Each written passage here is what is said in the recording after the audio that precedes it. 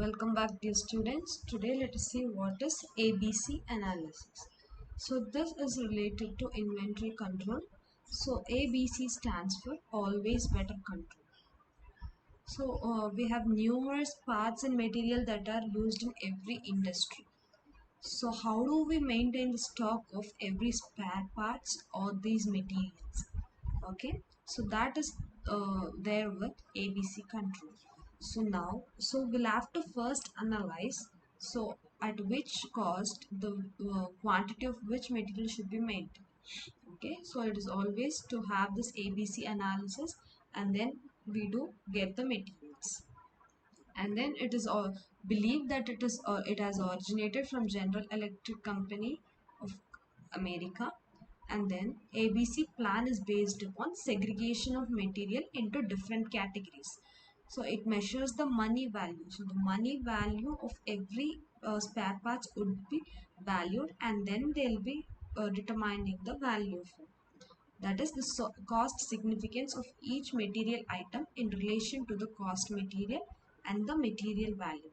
The logic behind this analysis is that the management should know how much of amount was invested in the stock in terms of usage and the lead time, the technical or other problems, and its relative value of money in the inventories.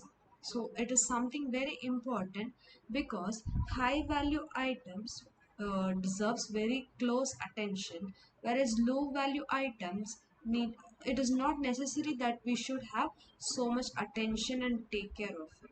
So now under ABC analysis, different stock items may be ranked depending on the cost that is incurred. Okay, so mostly they'll be segregating this on the annual rupee usage.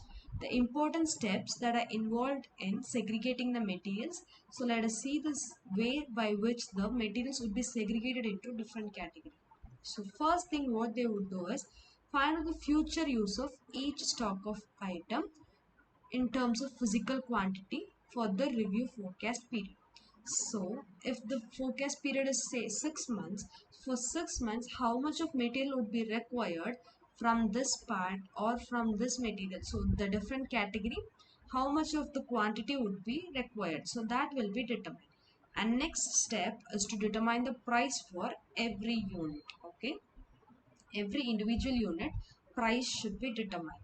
Then determine the total project cost of each item by multiplying the price with the total quantity that is required.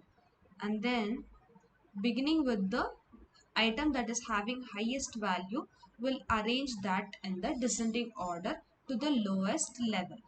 Okay, then express the unit of each item as percentage of total cost of all items. So we'll determine the uh, value of every individual category with the total cost. Then we'll compute the total cost of each item as a percentage of total cost of all items. So if it is convenient, different items may be classified into only three categories of A, B, C.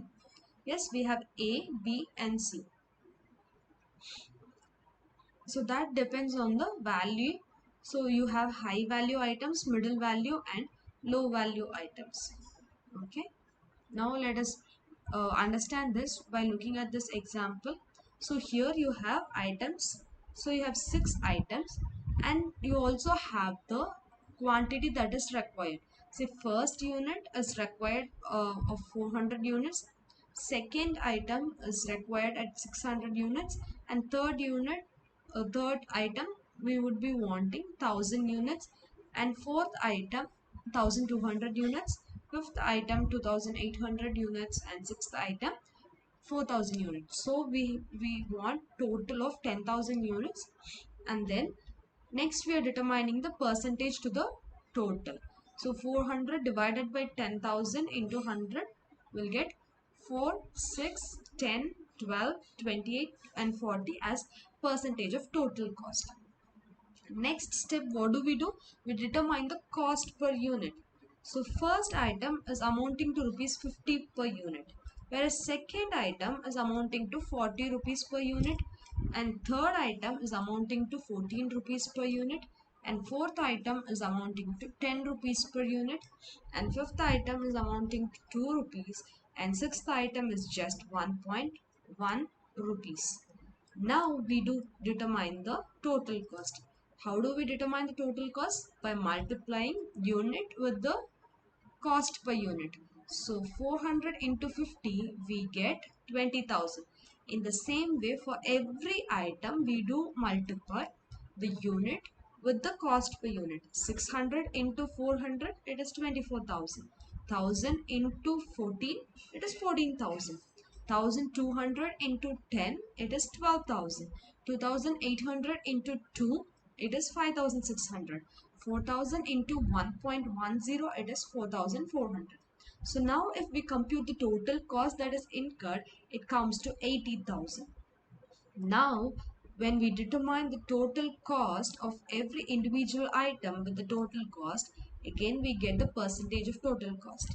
So for first item it is 25%, then for the second item it is 30%, for third item it is 17.5%, and for fourth item it is 15%, and for fifth item it is 7%, and for sixth item it is 5.5%. So now what they've done is the first two item would fall under A category, yes, and the next two items would fall under B category, and last two items would fall under C category. So if you look at this, A items which is sort of high cost, we require less quantity. So less quantity, high cost would fall under A category. Medium requirement at medium cost would fall under B category.